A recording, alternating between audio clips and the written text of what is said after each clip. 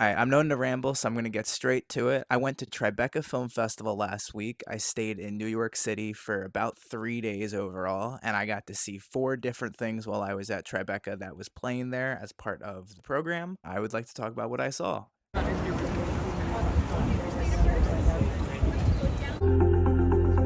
First movie I saw at Tribeca Film Festival was Westhampton, which is directed and written by Christian Nielsen, starring Finn Wittrock, who you would most likely know from The Big Short. Haunted by an accident he caused in high school, a damaged filmmaker is forced to go back to the scene of the tragedy he tried to rewrite and face the old friends whose lives he ruined and a town that disdains him. So Westhampton is about a filmmaker played by Finn Wittrock, who, when he was younger in his hometown, was part of a tragedy that happened, and he goes to become a filmmaker in his adult years after this tragedy. And the most successful film he has ever made is an autobiographical film inside the film called Westhampton about that tragedy. But as the movie goes on, we come to find out that it is not an exact retelling of the tragedy. The format of the movie is kind of movie within a movie, so it goes back and forth between current day Westhampton, New York, where the filmmaker has had to go back to his hometown as his parents are moving out. He's got to get his shit out of the house. Inside the main current day movie, you also get the flashbacks to the black and white 35 millimeter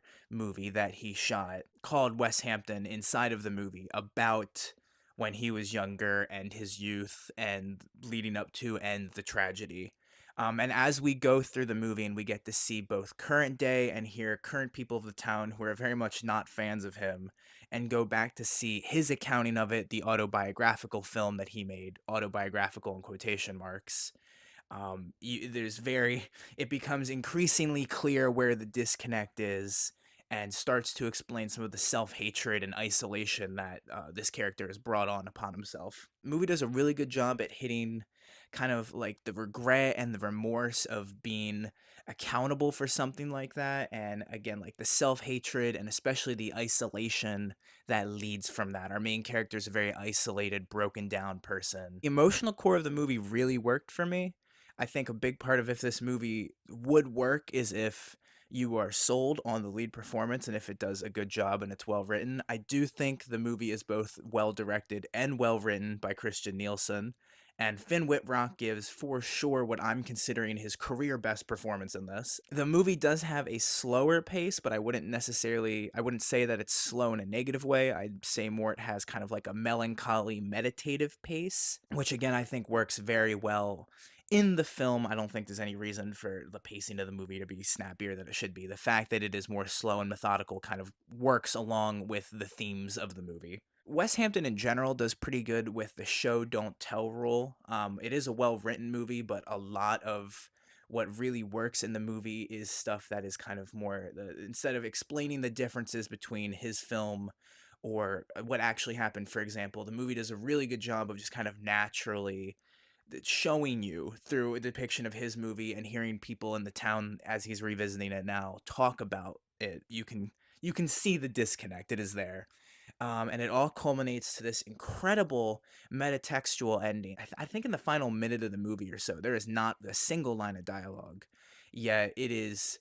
I loved it. It's funny, I've actually seen a couple reviews out of Tribeca saying that they didn't like the ending, kind of saying something along the line of it's pretentious, and I completely disagree. I loved the ending for this movie. Also want to mention out cinematography for this movie is great, both for how the black and white 35 millimeter film is presented and shot, as well as, and especially the current day. The cinematography by Dave Brick in this movie did a really good job. I want to mention also that this movie was initially crowdfunded about 7 years ago in 2018 off of Indiegogo for its initial fundraising round, and then later got investors on top of that.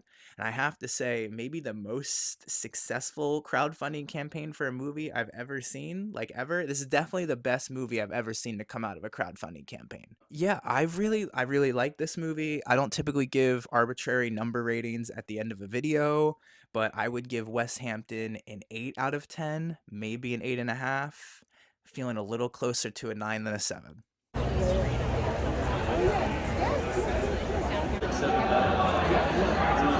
Next movie I saw at Tribeca Film Festival was Our Hero Balthazar, directed by Oscar Boyson, best known for being the main producer of the Safdie brothers' last movies, Good Time and Uncut Gems. Both movies I'm very big fans of. Co-wrote the script with Ricky Camilleri, who I don't believe has major writing credits on anything else besides this. Mainly starring Jaden Martell from the It movies and recently Y2K. I did not see, but I know he's a lead in it. And Asa Butterfield, who got his start as a child actor almost 2 decades ago at this point with Boy in the Striped Pajamas, and a little bit more notably, Martin Scorsese's Hugo. Plot of this one: wealthy New York City teenager Balthazar has a crush on a classmate who organizes gun control protests. To gain her attention, he makes dramatic videos online of him crying about gun violence. When an online troll begins mocking his videos, he becomes convinced he is talking to a future mass shooter and travels to Texas to meet him in person. What starts as a misguided hero's journey evolves into a complex encounter between two men from vastly different worlds, each struggling to find their place in a modern America. Probably classify this primarily as a dark satire. I kind of refrain from the movie is funny. The movie has funny in it, but it is funny in a more edgy, uncomfortable, ironic way than it is like Judd Apatow movie. You know what I mean? Very much leaning towards dark satire, and if not that, I would probably put it closer to drama than comedy. A lot of themes going on in this movie. Obviously, you can hear from the description a lot about social media and kind of the performative aspect and nature that can come with that, and virtue signaling.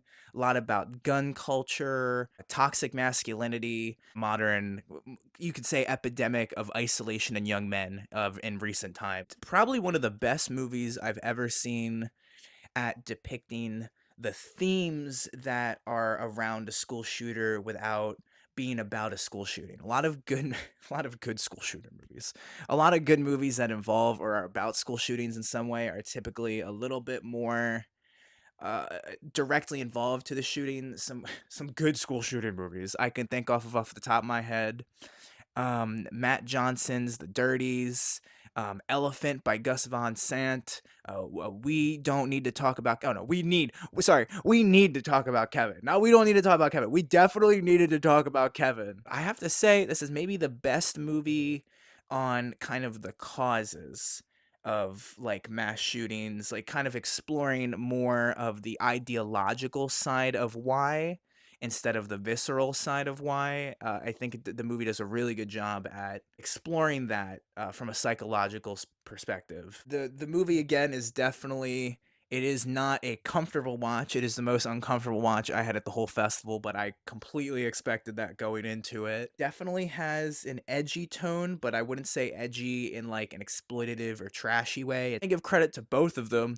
Best performance I've ever seen from Jaden Martell in anything, for sure. I also want to give a credit to Asa Butterfield. This is also probably the best thing I've ever seen him in. Mostly known a lot for his child acting performances. He was recently in the Netflix show Sex Education, but I'm not watching Netflix shows. You know what I mean? I'm not watching Netflix shows. It's 2025. The only con I can immediately think of for this movie off the top of my head would be the fact that I like the ending of the movie overall. I don't dislike the ending. I'm definitely not going to get into spoilers or anything like that. But the final minute to 30 seconds of the movie, I am curious as to what the filmmaker's intent is.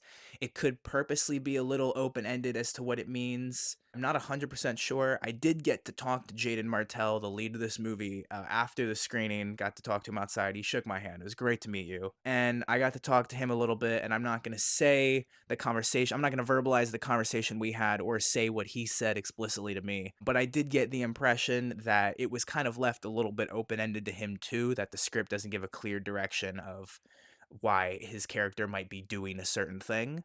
And I would be curious as to hear the filmmakers talk more about that, because the Q&As at Tribeca were just filled with the stupidest, worst fucking questions ever. I really like this movie. I'm surprised that this movie still hasn't been picked up for distribution. It's a few days after the festival now. I kind of thought A24 and Eon would have picked this one up by now. And if you're watching this, guys, for some reason, you really probably should. I think this one's going to do well. This one's going to garner a lot of discussion.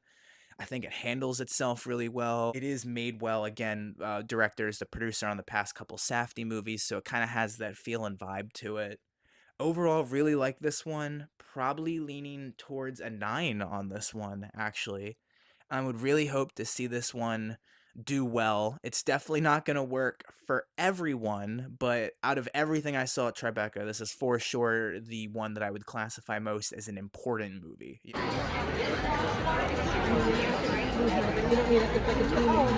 Next movie I saw at Tribeca was Everything's Going to Be Great, directed by John S. Baird, previously directed Tetris, written by Steven Rogers, who recently wrote I, Tanya. I believe that's the only major writing credit he has on any movie. Starring Bryan Cranston, Breaking Bad, Allison Janney from The West Wing, Jack Champion, many child actor things, and Benjamin Evan Ainsworth. Don't know if he's been anything off the top of my head. The smart family's life takes a dramatic turn when tragedy forces them to confront their oversized dreams, struggles with identity, and chaotic regional theater life. Going into this one, this is my least favorite thing I saw at Tribeca, for sure. I did not hate this movie, however, I don't know if I would really recommend it like at all. I'm gonna get into that. The first act of this movie is terribly written.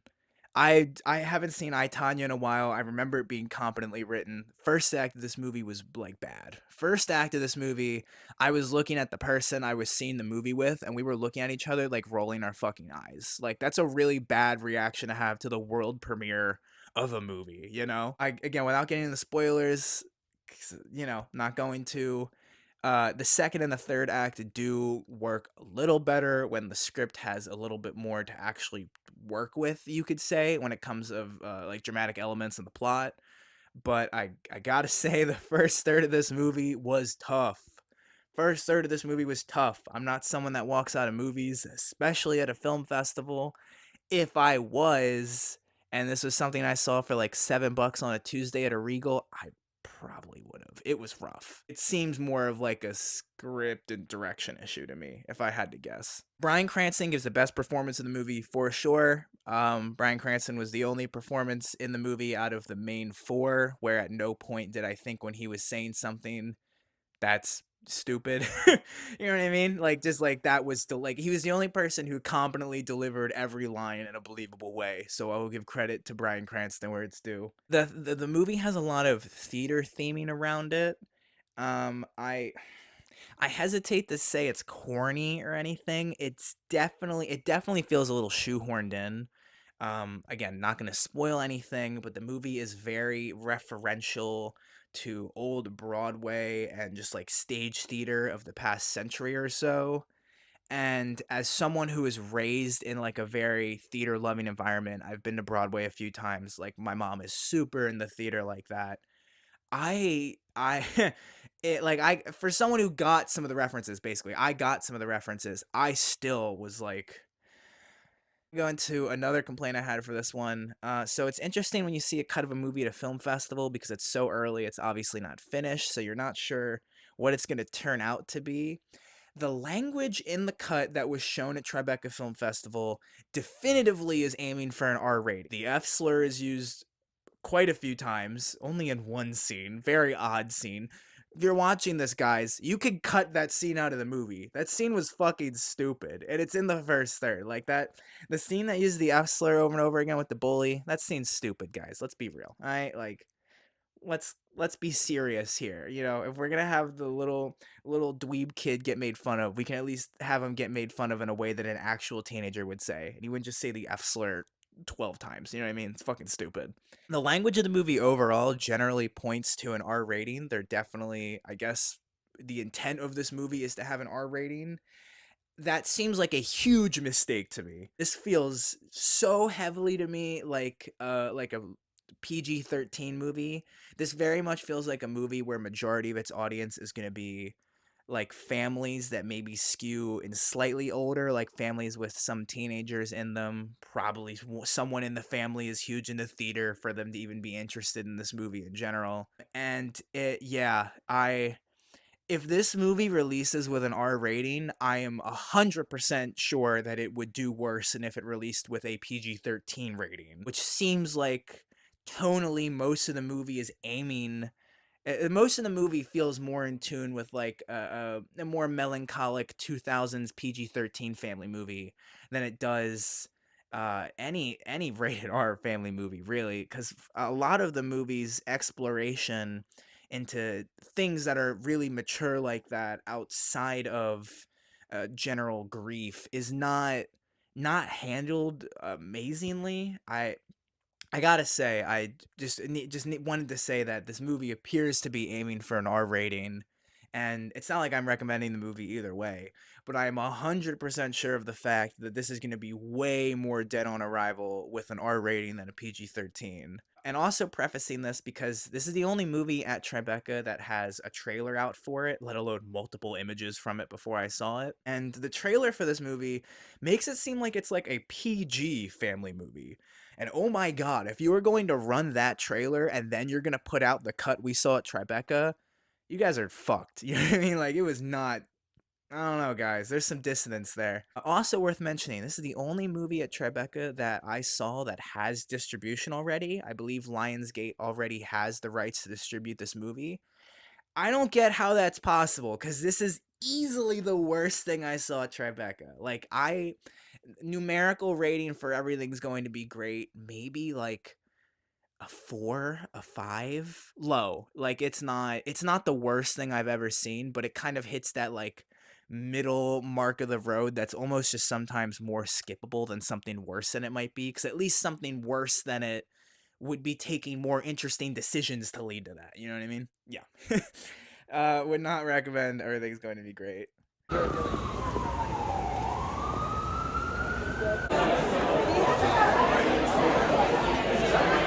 Last movie that I saw that I want to talk about at Tribeca Film Festival is Fior Di Latte. I believe I'm saying that right. Sorry if I'm not.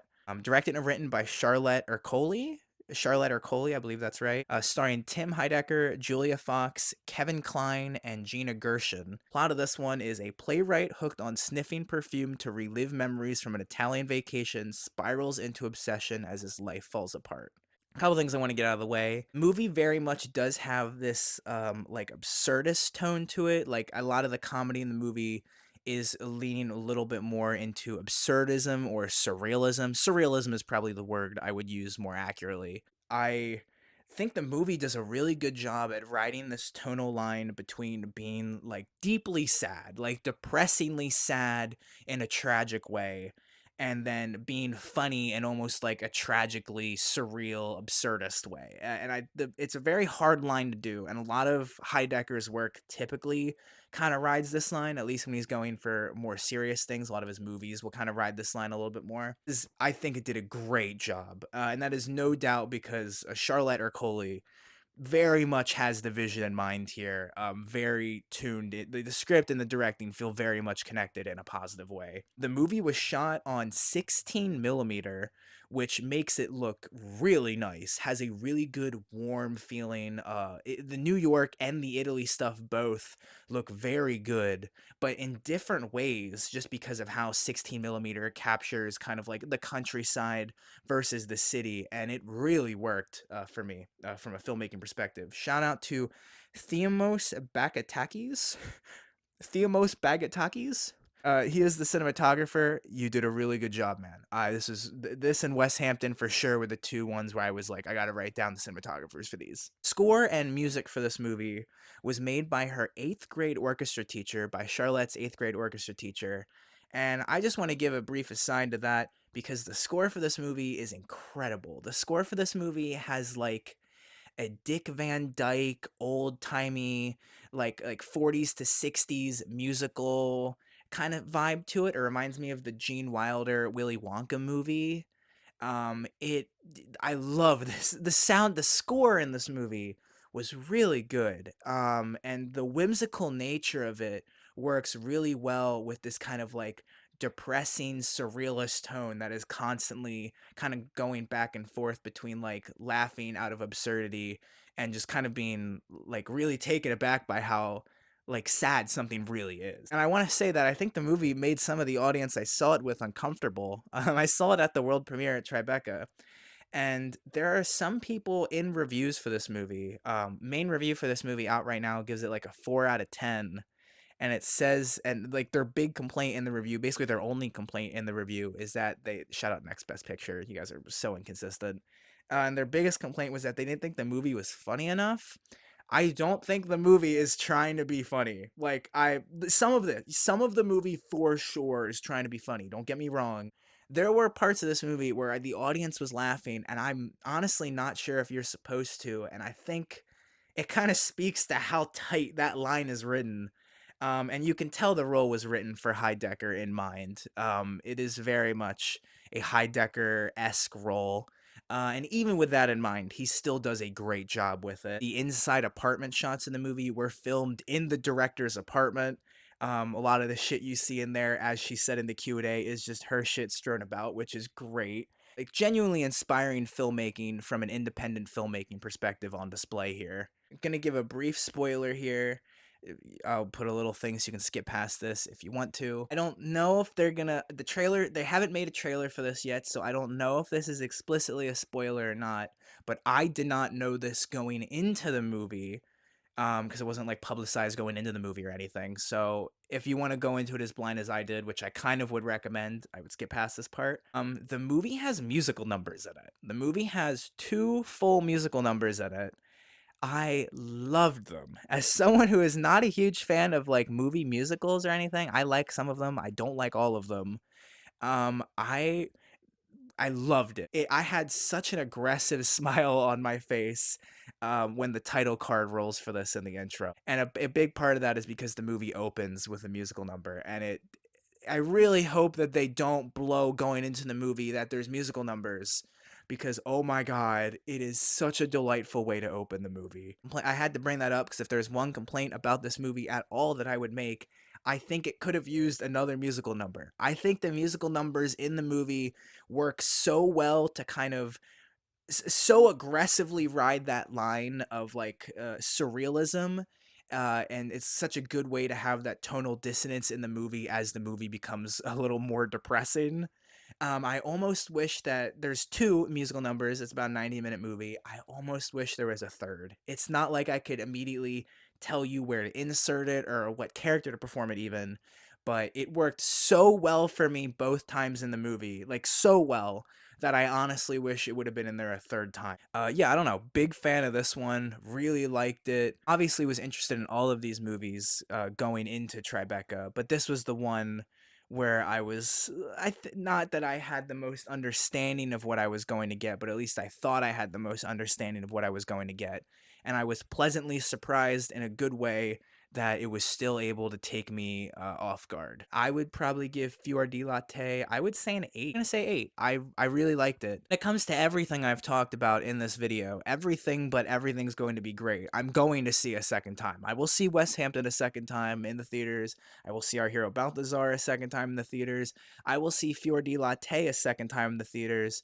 And I'm personally saying if there's any distributor watching this video, those 3 you should pick up. I think all 3 of those will do well. I don't care about box office numbers. I'm not someone like that.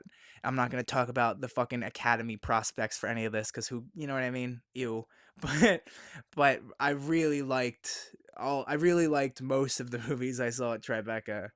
And everything but everything's going to be great, ironically, is something that I would earnestly recommend. Thank you for watching. If you made it this far to this video, this is the 3rd time I'm recording this. The first time I recorded it, my mic wasn't plugged in, so the audio sounded like shit. The second time I recorded it, my mic broke during the process of recording it. Recording this on my iPad mini now and using notes from my phone instead of the other way around, which I was doing the other 2 times. And it's working for right now. Hopefully it recorded everything okay, because I'm not filming this a fucking 4th time. If you watched this long, thanks for watching. I really appreciate it. This is my first year at Tribeca ever. Went to Philly Film Festival and New York Film Festival last year, but I did not make videos on what I saw there, even though I saw way more than what I saw here. I kick myself for doing that. I saw some great things early. I saw The Brutalist like 4 or 5 months early, and I fucking love that movie, and I should have made a video about it, and I didn't. So if you guys like this, I mean, please comment. I would love to hear what you guys have to think about these movies. If you've seen these movies, whatever you've heard about these movies, I would love to hear and see it in the comments. Thank you. I'm so fucking bad at ending videos.